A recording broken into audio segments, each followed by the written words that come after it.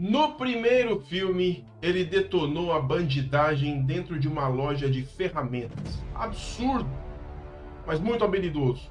No segundo filme, ele detonou a bandidagem em plena tempestade e um deles, um sniper praticamente, era Pedro Pascal, que não teve chance.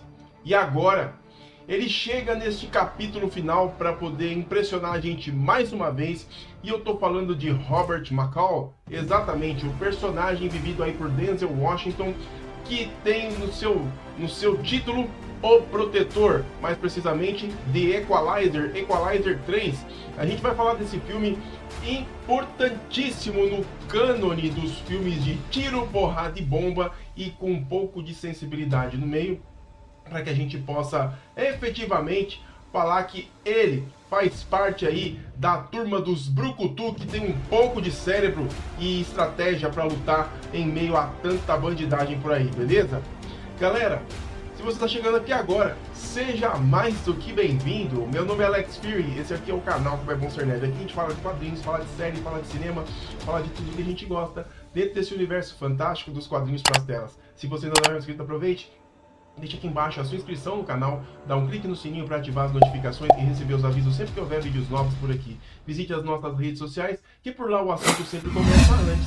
E claro, compartilhe o vídeo com seus amigos, deixe o seu like e principalmente o seu comentário. Galera, bacana a visita de todos aí, vai deixando o seu like, tem muita gente passando, também não tá deixando o like, deixa o seu like e o seu comentário, meus amigos, isso ajuda bastante a gente aqui no algoritmo e ele recomenda o nosso vídeo para outras pessoas, tá bom? E vamos, que agora a gente vai falar de O Protetor, de Equalizer 3.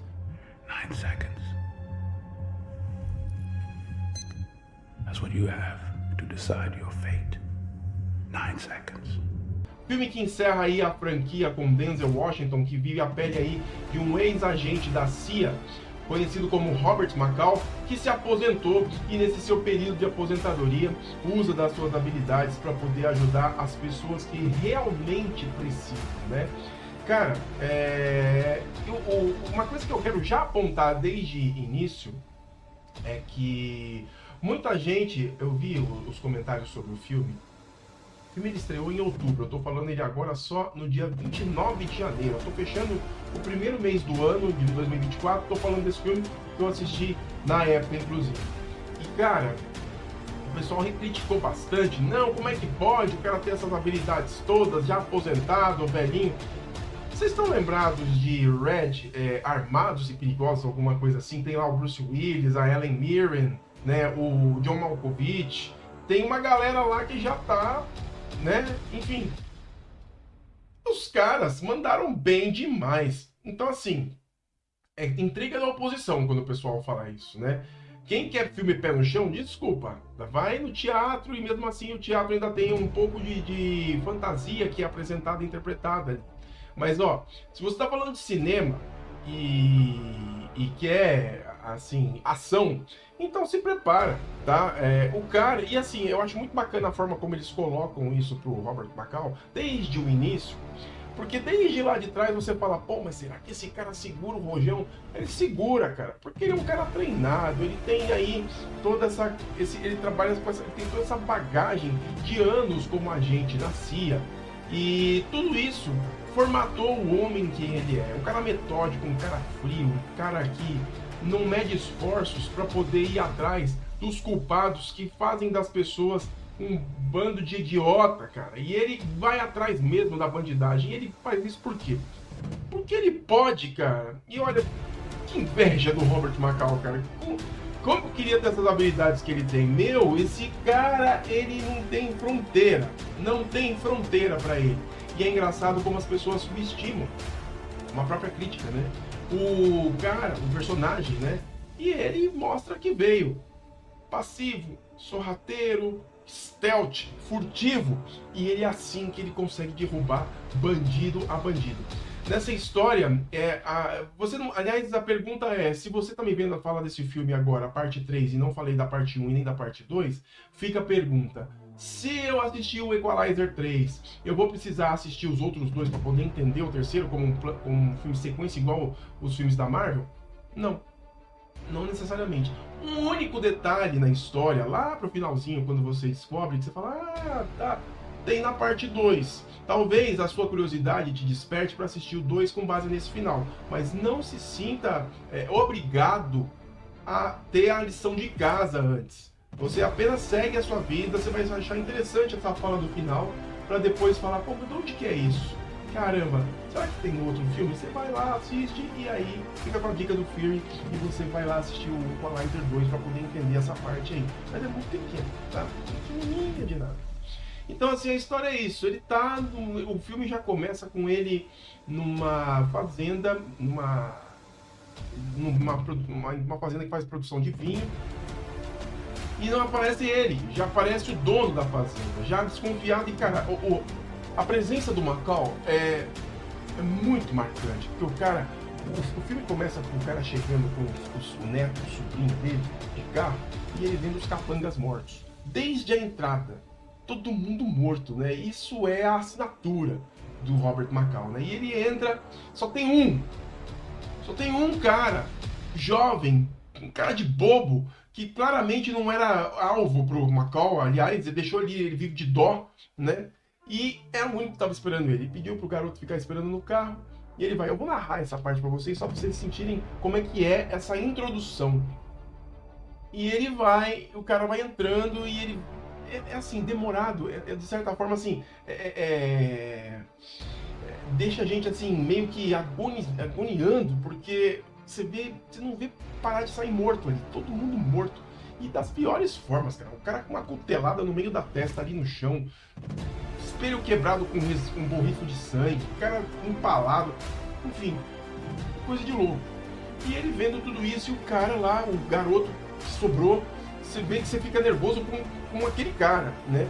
Até que você chega numa antessala, que é onde tinha alguns tonéis de vinho, uma garrafa de vinho, uma taça, o Macau sentado, com aquele lenço, que é clássico dos outros filmes que ele tem, não sei se vocês já assistiram os outros, mas quando ele vai em uma lanchonete, ou num bar, ou em qualquer lugar para comer, para tomar alguma coisa, ele tem um guardanapo que ele abre, com o maior cuidado, metodicamente, um ao lado do outro, depois ele faz o pedido dele, pede um chá, e assim num ritual muito metódico, ele faz isso em todos os filmes, demonstrando o quão meticuloso esse cara é, né? E assim, a gente volta a lembrar quem é Robert Macau, que já está numa aparência, obviamente, já mais envelhecida, mais cansada, porém muito técnico, muito astuto nos treinamentos que ele teve. E ele começa a falar com o cara, olha, eu tô aqui só por uma coisa que você tirou. E ele não diz isso, o que ele tirou. E o cara, como é que você me achou, sendo eu um pirata cibernético que usa isso aqui de fachada para poder vender pílulas que deixam os soldados jihadistas acesos, né, para praticar terrorismo e o caramba. Como nunca ninguém me achou, e você, como você me achou. Eu saber como te achei, eu te achei, e simples, eu não vou ficar de papo aqui, eu quero que você me dê o que eu vim buscar, e você sabe o que é. E o cara, do lado dele tinha mais dois caras apontando arma, e ele deixou bem claro, seus dois capangas aqui, eu adoro, isso é a parte que eu adoro no filme, esses dois capangas que estão aqui, esse nem sabe que vai morrer, mas vai ser o primeiro, e o outro vai morrer pela arma desse que eu vou tomar na mão dele. E no final eu vou pegar você e depois o seu capanga aqui. Enquanto você vai ter que me dizer o que eu quero saber. E você fica assim. E eles não botam fé, cara. E aí o que vem? Vem aquela cena do relógio. Que ele fala, você tem 9 segundos para tomar a decisão mais importante da sua vida. E o cara em 9 segundos não decide, ele dá a ordem pra matar o Macau. E o Macau vai pro playground da desgraça dele, cara. Ele faz um tardalhaço com esses caras. Puxa a arma aqui, já aproveita o gatilho, já mata aqui, já mata outro cara que depois já dá um tiro nesse cara. 9 segundos. 9 segundos. E é lindo de ver isso, cara. A destreza que ele tem, o autocontrole pra uma situação tão perigosa. E ele faz aquilo parecer um passeio. com muita simplicidade, né? E com uma fala mansa e aquela trilha sonora que tira. Parece um dispositivo mexendo assim. Nossa, cara, é coisa de louco. Bom, ao final dessa cena, ele sai pra fora, pra vocês entenderem pra onde a gente vai depois disso. E ele vê um garoto, o garoto, né, o cara que tá no jeep do avô dele ou do tio dele, não deixa bem claro o que é isso. Ele falou, fica aí. E ele com uma arma em punho, enquanto ele tá com uma mochila nas costas. E nesse momento ele escuta um tiro e esse tiro pega nele. E ele, desesperado, começa a atirar para todos os lados, achando que alguém ainda tinha sobrevivido. É isso que ele percebe, que não foi ninguém ali que deu um tiro, mas sim o garotinho, o neto do cara, que usou uma calibre 42 e deu um tiro nas costas dele. Cara, a gente vê na cara do McCall que esse McCall, perto dos outros dois filmes, falhou, vacilou, né? E o vacilo maior é ele ter percebido que foi uma criança. Ele, com a destreza toda que ele tem, será que ele deveria ter matado aquela criança? Ele ficou nessa dúvida, né? Dá pra ver no olhar do McCall que ele tá, caramba, como eu sou fraco perante a tudo isso, perante a todo o treinamento que eu tenho, como eu sou fraco mediante a tanta coisa, né? Enfim, a história corta então para uma estrada em algum lugar na Itália, que é onde ele está, e um carro para, e esse carro tem um policial, e esse policial, Giorgio, vê ele sentado ali, o McCall tendo um choque anafilático, alguma coisa assim, entrando lá em transe já, quase para morrer, e ele resgata esse cara e leva ele para casa de um tal de Enzo, né, um médico local que é responsável por trazer as crianças, fazer o obstetra da cidade, e ele que é o responsável por cuidar de muita gente ali, é o médico que tem ali. O vilarejo, conhecido como Altamonte, como ele mesmo, como o próprio Enzo diz, né, é um vilarejo de pessoas humildes, de pessoas que vivem de forma simples e que não exigem nada de ninguém, né? Vivem entre eles em comunidade. Uma cidade, muito província mesmo, que fica na beira, numa encosta, bem pequenininha, né? E eles vivem em harmonia, uma vida muito bacana, né? Com construções milenares, coisas assim que são muito culturais deles e estão tudo ali. E o McCall acorda nesse ambiente, né? E o que é o interessante nessa história é que os destinos se cruzando, né? O Enzo, o médico que salvou o Robert, que inclusive se auto-intitula como Roberto, né? E o Enzo muito astuto fala assim, tá, tudo bem, eu vou topar que esse seja o seu nome. E aí ele pergunta pro Robert, você é um homem bom ou você é um homem ruim? E o McCall responde, eu não sei te dizer o que eu sou. Ele, ok. Então fica aí, onde é que eu tô? E o Enzo responde com muita tranquilidade, você está onde você deveria estar. E isso, para quem é astuto e vê os outros dois primeiros filmes, lembra, cara, ele só quer paz, ele só quer uma tranquilidade. E ele finalmente encontra um lugar assim. Para um cara que se aposentou da CIA, depois de ter feito várias missões suicidas, né?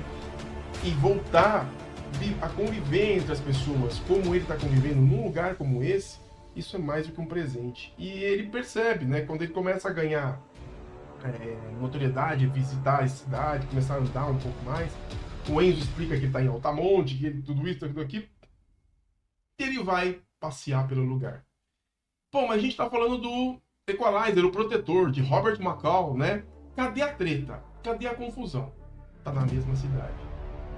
A cidade paga pedágio para um tal cara, que eu não vou lembrar o nome dele agora, que ele é o que ele quer transformar Altamonte num inferninho. Ele quer fazer cassinos, ele quer fazer hotéis de luxo, ele quer isso, ele quer fazer um ambiente assim, onde todos aqueles que vivem ali sejam escravizados pela mão dele, né?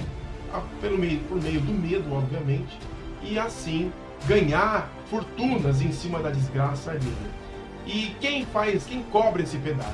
O irmão dele, eu não vou lembrar o nome dele agora, um garoto nojento, cara. E esse garoto passa em todos os comércios cobrando um soldo de cada comerciante. Aqueles que não pagam, apanham, e não apanham pouco. E o McCall vê tudo isso. Aliás, o McCall percebe que tem câmeras no lugar, o lugar é todo vigiado, não sei o que lá. Tá estranho, né? Ele, inclusive, faz amizade em um café que ele começou a frequentar, né? E é uma tal de uma Amira, que é o nome da moça que atendeu ele.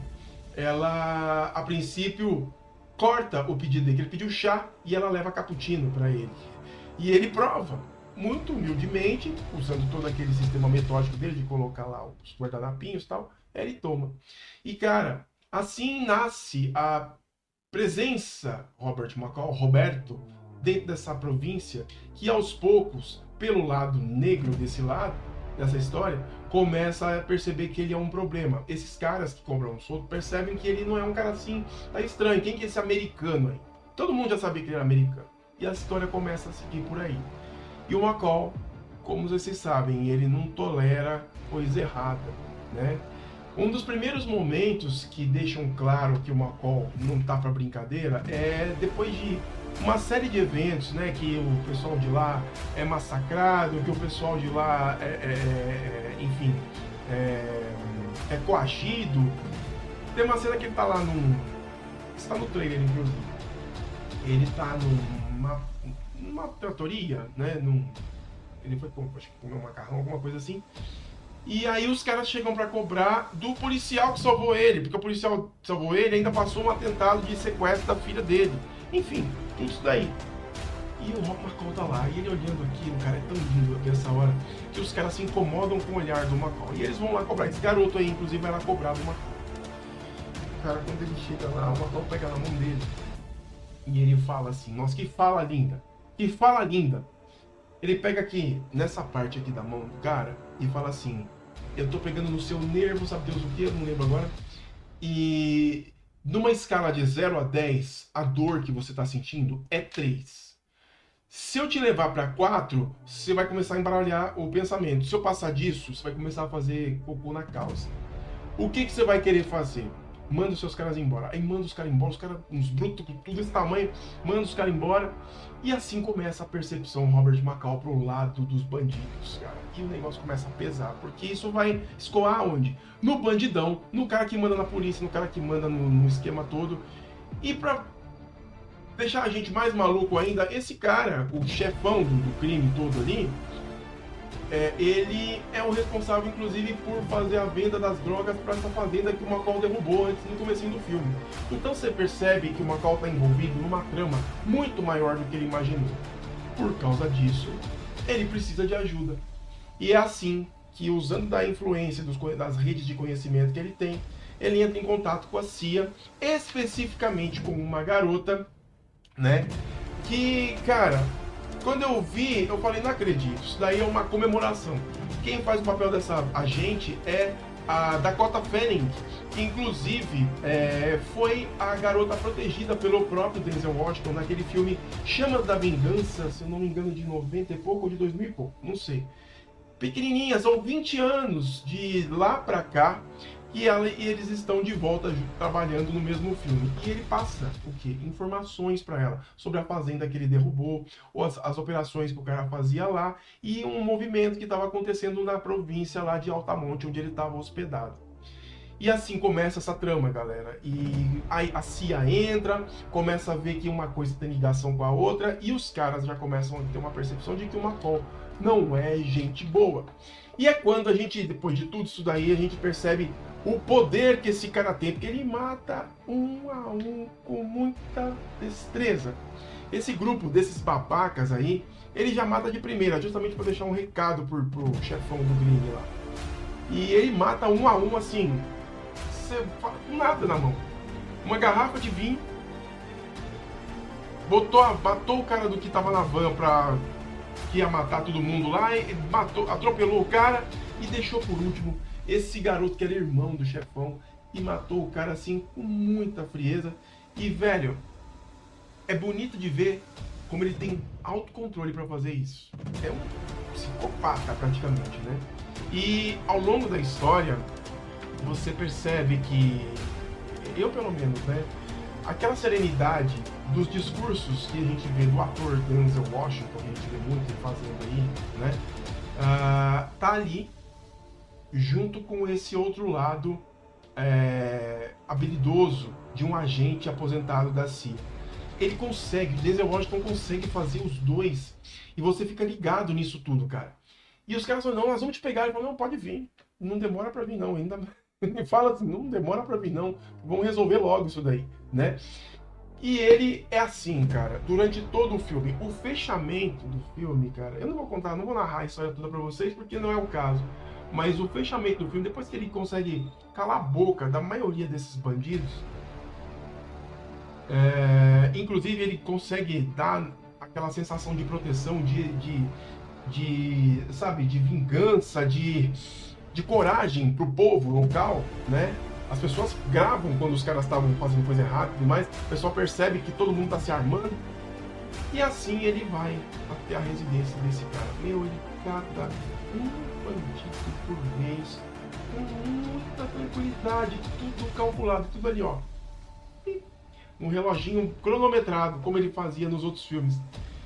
E ele deixa o tal sujeito por último. Porque esse tal sujeito, o tal bandidão da história, ele era o que fornecia a tal das drogas, né, pros guerrilheiros ficarem no front acordado por mais tempo. E o que o Macau faz? Ele dá uma overdose nesse cara. Ele sai da casa dele, depois de matar todo mundo, só sobrando esse cara. Ele sai pelas ruas da cidade, rua que ele aterrorizou por tanto tempo, roubando dinheiro desses caras que trabalhavam honestamente.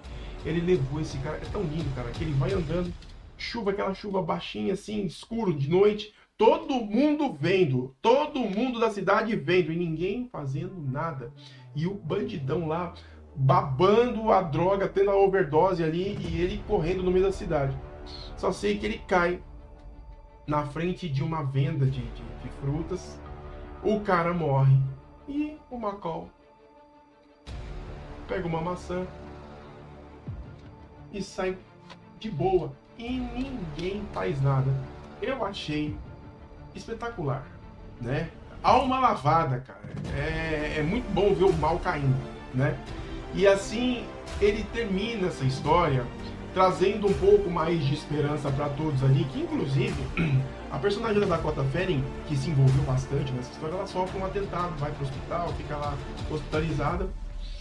E ela sempre perguntando para ele, por que você passou essas informações para mim? Que tudo que aconteceu, desde a fazenda, desde esses caras aí, desde essa rede de conexões de venda de droga e o caramba, de financiamento de terrorismo e o caramba, ele passou para ela. E ela falou, por que você passou pra mim? Aí no finalzinho, quando ele vai lá pro leito do hospital onde ela tá internada, ela já tá um pouco melhor, e ele com aquela mochila do começo do filme. Aquela mochila que ninguém sabia o porquê, e a gente não sabia o porquê que ele foi na fazenda daquele cara, de detonar todo mundo e ainda falar pra ele, você está com uma coisa que eu tenho, que eu preciso, que não é sua. E ficamos com isso aí. Eu fiquei o filme inteiro com isso na cabeça. Aí no final ela pergunta, você tá com a mochila, né? O que tem aí? Tem 300 milhões, não sei quanto, 450 mil dólares. Pra que é isso? Você tirou um dinheirinho pra você, pra sua aposentadoria? Não, essa aposentadoria é do Gary não sei o que. Quem é Gary? Gary é um pedreiro que se aposentou e num clique de internet ele acabou sendo roubado por uma rede de intrigas, gente que usa da internet. Sabe aquela velha história de você receber link no WhatsApp ou alguma coisa que você recebe no SMS ou qualquer aviso? Clique aqui e você vai lá e tum, foi isso. O coitado do Gary, deste pedreiro que ele mal conhecia, perdeu todo o dinheiro da aposentadoria dele. E por causa desse cara, dessa fazenda, que usou dessa rede de internet e usou para poder surrupiar o dinheiro do coitado do cara. E a razão pela qual ele escolheu essa garota é porque ela é filha de um casal de amigos dele que também trabalharam na CIA. E assim, ela se formando, se tornando agente, ele se sentiu compelido a ajudá-la a partir daí. Bom, esse é o Robert Macau, um cara que luta por aqueles que não podem travar certas batalhas, né? E ali ela entende, né? E ele fala pra você que vai entregar pro Gary, tá? E aí o filme fecha com ela indo lá na casa do Gary, já recuperada. Eles todos com as caixas prontas para se mudar, porque provavelmente perderam as economias, né? Não tinham mais como viver naquele lugar. E aí ela entrega a mochila. É lindo, cara. É lindo. Você que quer um pouco de justiça e vê aquilo, você fala, cara, lava a alma da gente, cara. E aí ela entrega a mochila e o cara fala, o que é isso? Ela fala, 300, 400 e dando $1.000. A sua aposentadoria que você perdeu. A esposa do cara olha assim, não entende muito. Mas quem fez isso? Eu não posso dizer. Aí ele puxa, tá lá todo o dinheiro. Aí ele pergunta, o tal do pedreiro fala assim, mas por que ele fez isso? Eu não sei te explicar. Mas ele fez porque acredita em você. Enfim. Aí eles entram em prantos, eles ficam emocionados. A gente fica emocionado porque, cara, olha o efeito de alguém que não cobra nada para fazer o bem. Ele faz por fazer. É, assim, a posição mais altruísta que eu já vi de um dos personagens de cinema. Eu já vi muitos brucutus por aí, muita gente, tiro, porrada e bomba, mas o contexto que envolve o Robert McCall é muito maior do que apenas uma história de aventura, de tiro e o caramba. É muito mais. E a mensagem fica ali. E, cara, ele fica em Altamonte e ele efetivamente vive a sua vida ali a partir desse momento. Ele vive como parte das pessoas de Altamonte naquela província. E assim essa história termina com finalmente o Robert McCall encontrando a paz que ele queria. Muita gente achou que ele ia morrer, que ele ia ser assassinado, que ele não ia ter a chance de seguir com a vida dele, mas em Altamonte, efetivamente, Robert McCall encontrou a sua paz. E a gente bota a paz nisso, de ver essa bandidagem toda caindo, porque ele destruiu essas redes de bandidos e, além de tudo, ele acabou destruindo outras redes em paralelo que estavam conectadas com essa. Ou seja, a CIA conseguiu fazer uma operação que varreu com todo mundo, desmantelando um esquema gigantesco só com a ação do Robert McCall. É sensacional você ver tudo isso com a destreza, com a meticulosidade que ele tem e coisa metódica de marcar o tempo, de fazer tudo isso. É lindo, cara. É lindo. Sem contar que o cara luta pra caramba, né? Pode falar pra vocês. A vocês aí que talvez não conheçam um pouco as artes marciais, eu sou praticante de jiu-jitsu há muito tempo. Há aqueles que dizem que os mais velhos não têm mais o gás, mas olha, o que eu já vi por aí, eu vou te falar, não dá pra tirar o respeito de ninguém, porque eu já vi muito mestre com 84 anos de idade dando um pau em garotinho de 20, com toda a energia, e assim, não é porque o garotinho deu boi não, é porque o cara não tem a técnica e o conhecimento que aquele mestre tem. E é o caso do Robert McCall. Sensacional! Que filme, The Equalizer, eu recomendo que você assista assim, com coração aberto, cara, e um sorrisão na cara, porque é aqueles filmes que realmente lavam a alma da gente e é diversão garantida. O filme tá, se não me engano, agora nós estamos no dia 29 de janeiro, ele já está disponível na Netflix dos Estados Unidos. Eu não sei se na nossa já está disponível, até porque, né, o filme já foi veiculado desde outubro e já tá para entrar no streaming também. Mas de qualquer forma, fica de olho que em breve vai ter aí na Netflix também, beleza? Meus amigos, era sobre esse filme que eu queria conversar com vocês, mas antes de mais nada eu queria saber de você. Você já assistiu algum dos filmes de The Equalizer, o Protetor? Conta aí pra mim se você assistiu esse terceiro também. Deixa aqui o seu comentário, beleza? Meu nome é Alex Fury, eu vou ficando por aqui. Um grande abraço pra vocês e até mais no nosso próximo vídeo.